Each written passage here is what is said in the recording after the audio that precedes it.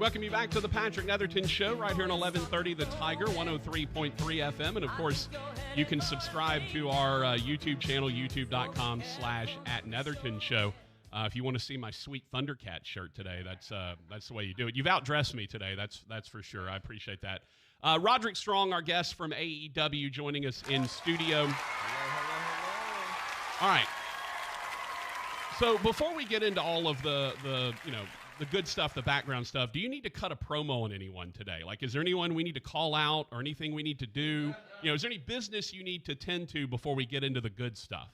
I mean, get right up on that microphone. There you go. I'll just say what I said to Orange Cassidy before. Okay. Is his days are numbered, and I'm allowing him to get to March 3rd as champion. Okay. I appreciate your patience.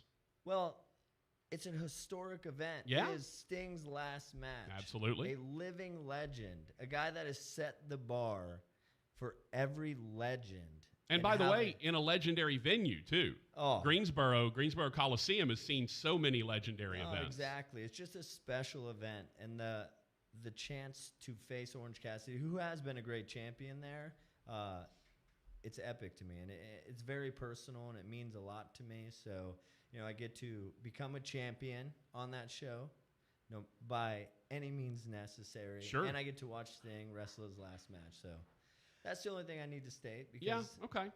Well, look, play around with Orange for a few more weeks. I just wanted you, any business you needed to tend to. I wanted to make sure we get that out. Obviously, you've got a big show coming up tomorrow night in Bossier City, live television, which is huge, at the SAC, which is what we affectionately refer to Brookshire's Grocery Arena as. We had talked, heard you talking earlier with our morning show, Tim Fletcher, about kind of the history of wrestling in Shreveport, and you mentioned your dad being an Elvis impersonator. You have way more ties to Shreveport than I think you maybe even thought you did. Oh, 100%. Coming in. Like the stuff I've learned today is, I don't know, it's awesome, and it attaches. Like I don't know, I've just really attached to the city just from hearing those stories, because Elvis has always been such a big part of my life. I mean, hell, I had my own custom jumpsuit. Nice. Couple of them. When I was a kid. The sequin rhinestones and all that? Oh, love it. All white and blue, because my dad would have the red. He would wear the red one, I'd wear the blue one. And it's kind of funny because my son loves Spider-Man, so it was red and blue. Where's it? It's perfect. Yeah, it's I wish I still perfect. had it, though, because I would put it on him. Well, why wouldn't you? Now, if you were going to say you still had it and it still fits you, we'd have to talk about that. Maybe some illegal growth hormones going on in the family or something. Yeah. But you mentioned, and one of the things I thought was fascinating is how early you got into this business, right? You were doing shows at 14, which to me sounds like illegal child labor, personally. Yeah. Like, how is that even legal to have a kid in the ring wrestling at 14 and it's not, a Greco-Roman or a, middle school type of thing? How are you able to get in the ring at such an early age? Well, Florida's the Wild West. You know what I'm saying? It's crazier now than it was then, but, I mean, it wasn't like independents were big or anything like that. It was like a spot show that actually Jim the Anvil Neidhart, the trainer of my dad, and who I claim as my trainer because I spent so much time with him. Legend, yeah. Oh, 100%. Mm-hmm. And he's the one that put on the spot show. And it was just to kind of highlight his students and just get some of the other legends some work. And, the fact that he was open to having me and another young man wrestle in the show was amazing. It was the most nerve-wracking. Probably to this day, probably the most nerve-wracking thing I've ever done. Well, I tell people, people ask me, and I'm a wrestling fan, and people ask me, yeah, but it's fake. And I'm like, it's scripted, but it's not fake. Like, it's not like they're laying you gently down on the mat. When the moves and the pain and everything you have to go through, the physicality is real. The outcome might be scripted, but the physical nature of it is real. So I'm wondering, as you get into the ring at 14, how do you even know how to go about doing a match? Like, was it just a free for all? Like, what were you? No, how were 100%. you? Yeah. Like, I spent hours and hours in the ring, and I personally ended up having my own ring. My dad bought a ring, so had someone make a ring at our house, so I had it.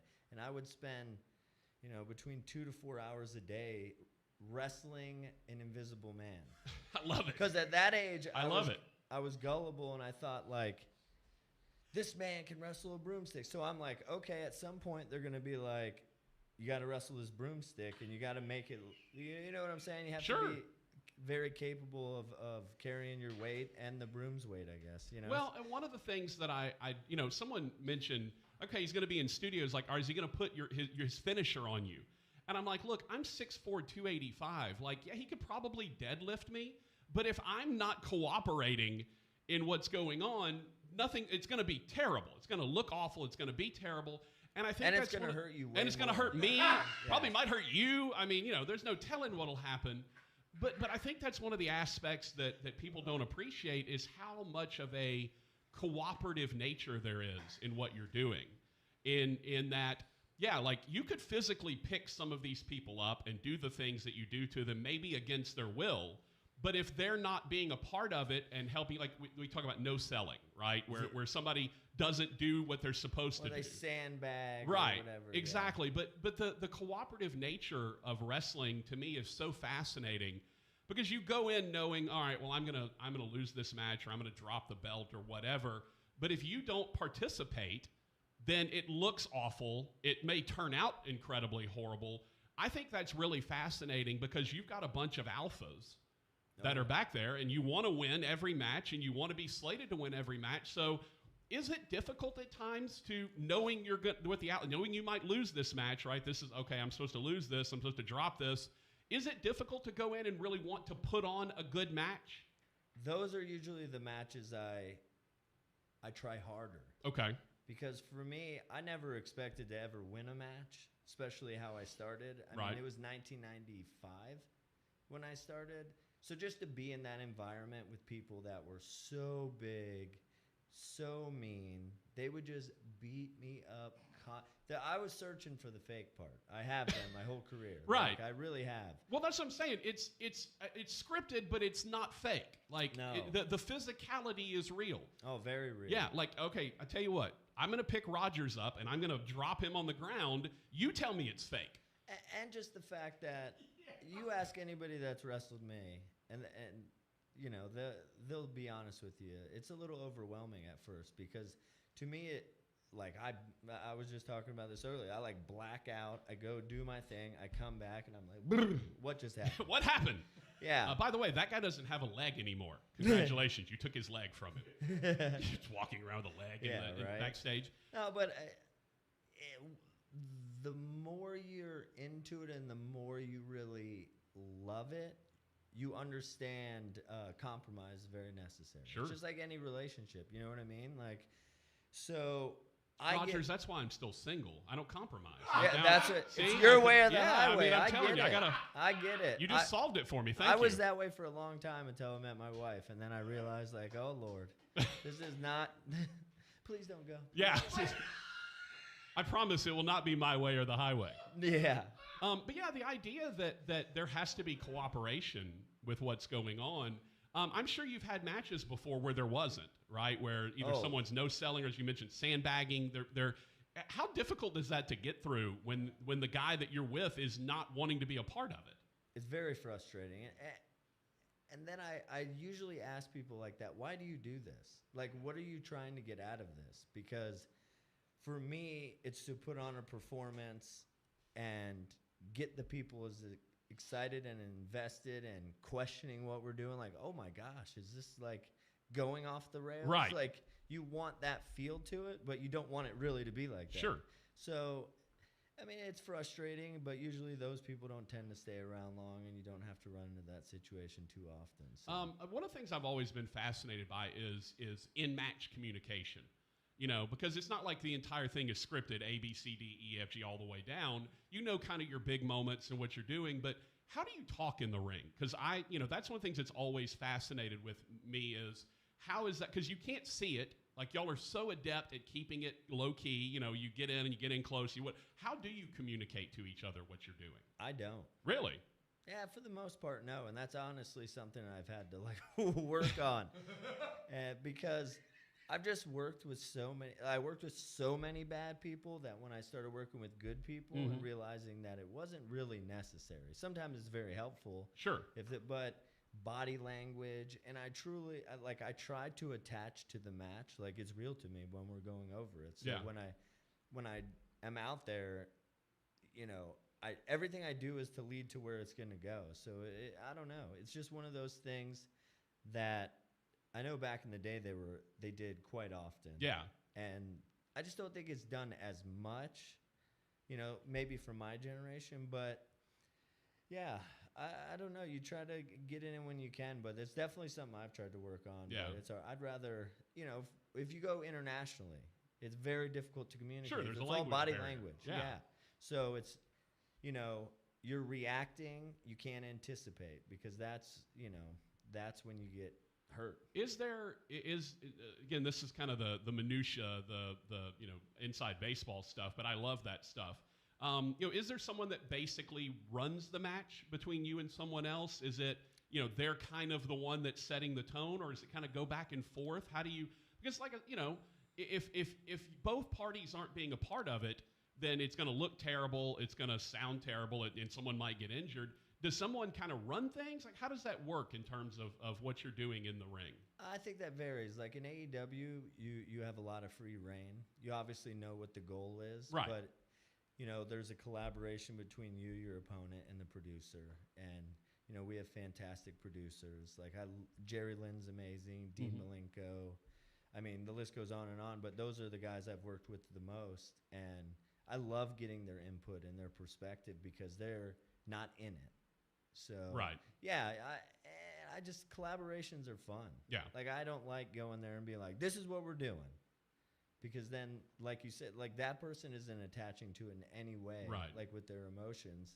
And that's what the point of all of this is the emotions. You've been in WWE, you've been in NXT, you've been around. Tell me about what's special about AEW and why you are enjoying your time there. Oh man, there's a lot of reasons, but the biggest thing is just the heart and the passion. I mean, it starts with our boss, he's amazing. I keep telling people, but I really mean it. He loves wrestling, and he loves it in a way I don't love it. So it's cool. Like when I'm talking to him, like I didn't know any of that stuff. Thank you for informing me. Right. Like that is cool to learn the history and just how much he remembers about it and enjoys it. Like.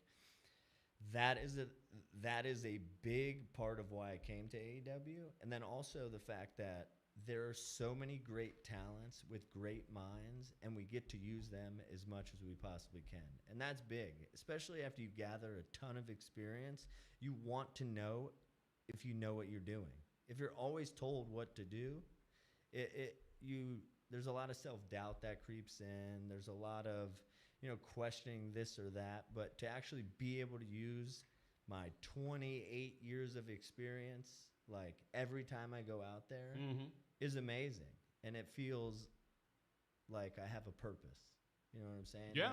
And I just think AEW feels a lot like when I joined Ring of Honor back in the day, where everyone wants it to be the absolute best. Everyone's rowing the boat. Everyone's trying to move it forward. Obviously, there's frustrations within all of that. It's just human emotion. But besides that, like, everyone wants this thing to succeed, and not just succeed, but succeed in a big way. And that's, I mean, I love it. This is like the busiest I've been in a long time, and I absolutely love that I have an opportunity to represent the company, be a part of the company, and just to see all the awesome things we're doing. Talking to Roderick Strong from AEW, that's another fascinating thing for me, because as radio folks, typically we get pegged with a different name, right? Like radio DJs tend to have different names than their own name. I'm lucky. I'm Patrick Netherton. It's on my show. Like it's that is who I am. I haven't had to change my name.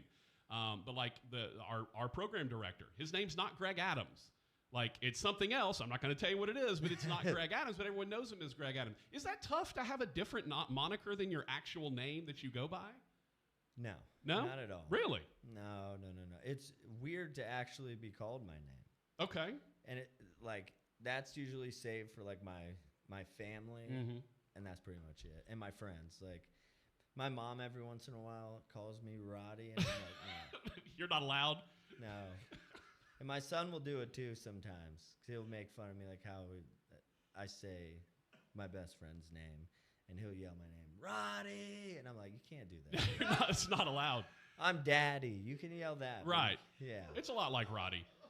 Because it's interesting. We're friends with Larry the Cable Guy, the comedian, whose name is Dan Whitney. It's not Larry the Cable Guy. I went and played golf with him one time, and one of his best friends is named Larry. And I'm thinking to myself, well, if I say Larry, are both of them going to turn around and look at me? And amazingly enough, when he was among his friends, not in the public, someone said, hey, Larry, and only the guy actually named Larry turned around. Dan never turned around. I thought that was kind of fascinating.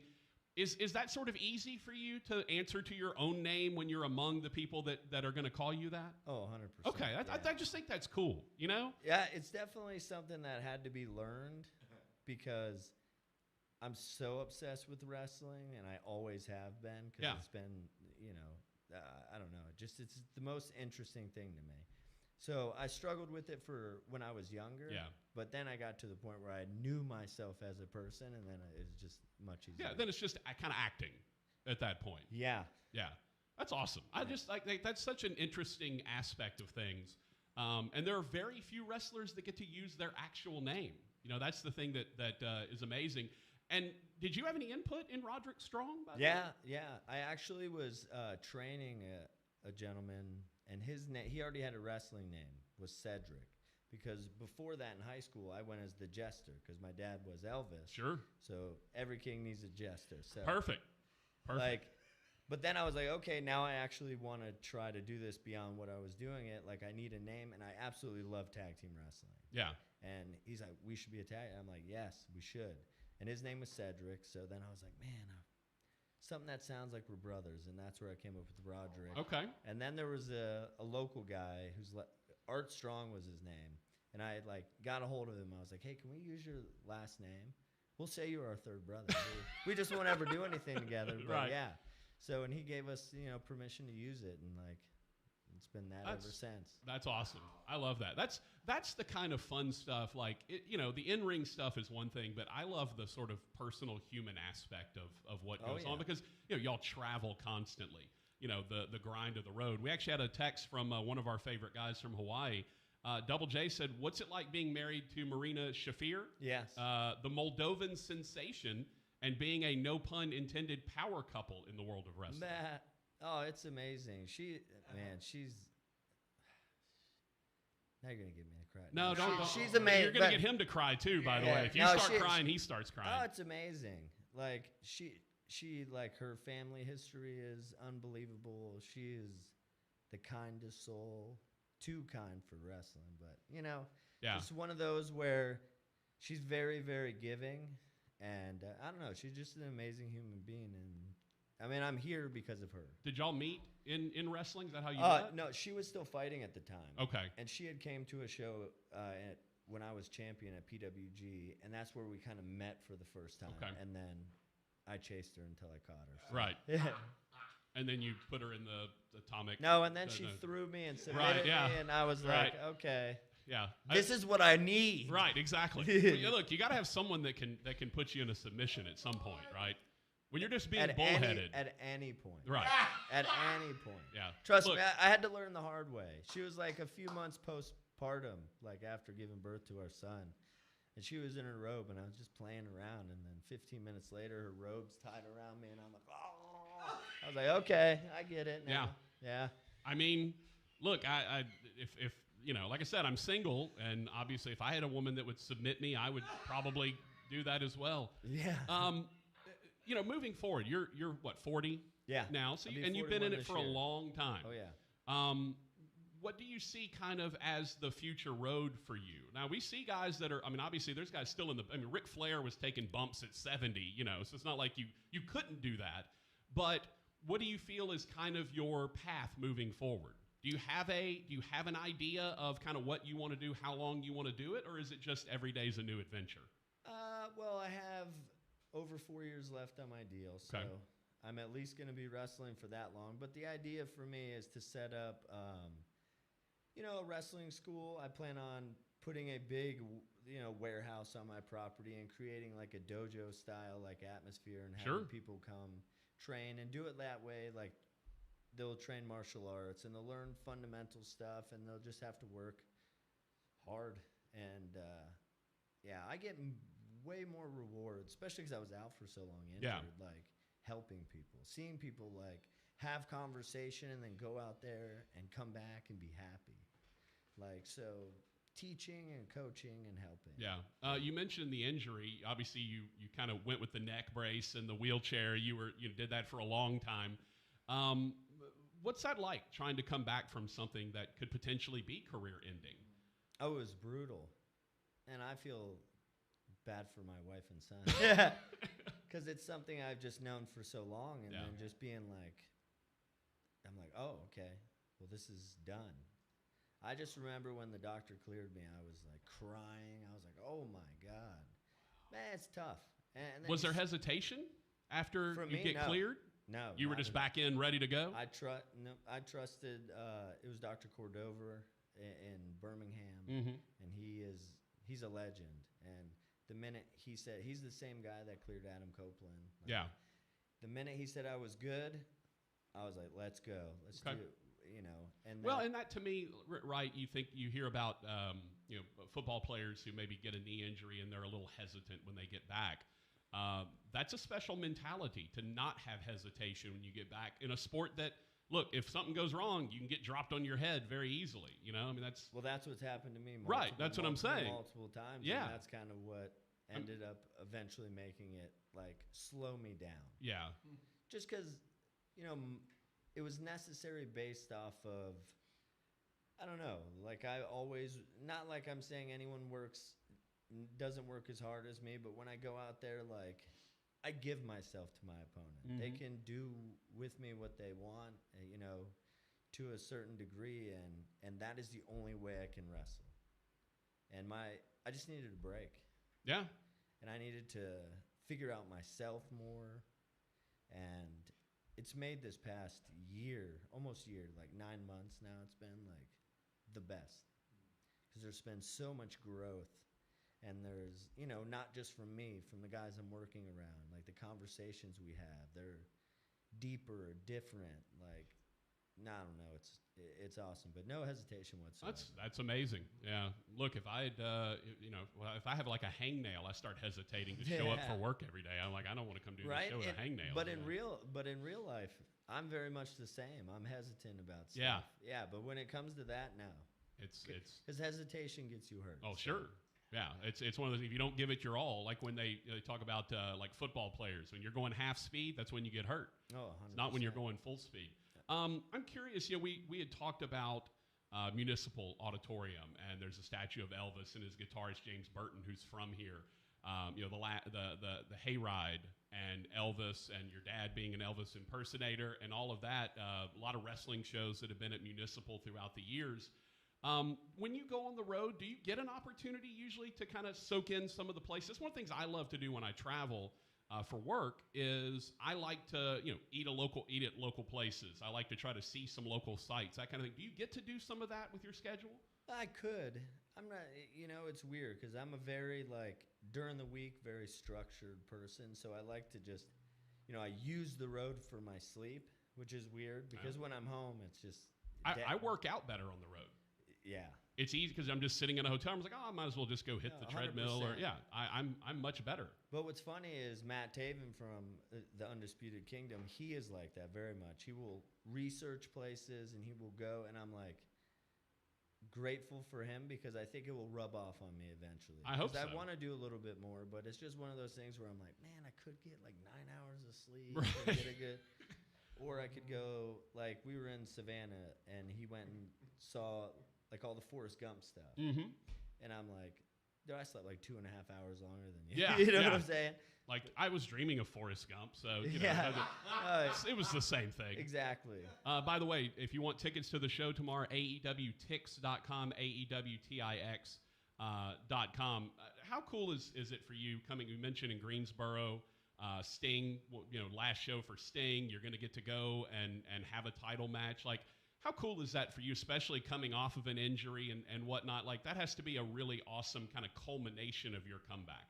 Oh, 100%. It still doesn't feel real. It's one of Yeah. those things that, like, until March 3rd, until the bell rings, match over, 3 hours later, then I'll be like, holy Yeah. smokes. But, just honored to be on the show with those guys. Like, not just everyone. Freaking Bryan Danielson, Adam Copeland, like. Yeah, Brian will be here tomorrow. Moxley, he's like, he's got I think he's got a cage match tomorrow, right? No, he's actually facing Yuji Nagata. Okay, who's got the cage match tomorrow? It is FTR and Daniel Garcia Okay, against there we House go. of Black. There you which go.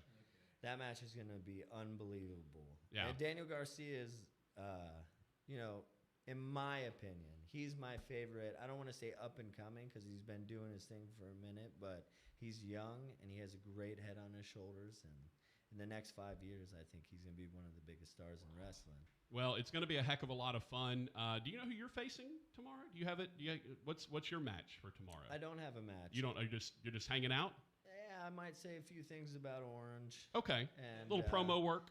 Yeah, and I think Matt and Mike have a tag match against To Be Determined, which they're going to beat them easily. Yes, so well, it's just TBD's a couple of jobbers. Let's be honest. They're and it doesn't matter who they are. We'll just call them that. So, and then it's just to put, just remind Orange that I'm coming for him, and sure. I'll probably watch his match that he's going to have.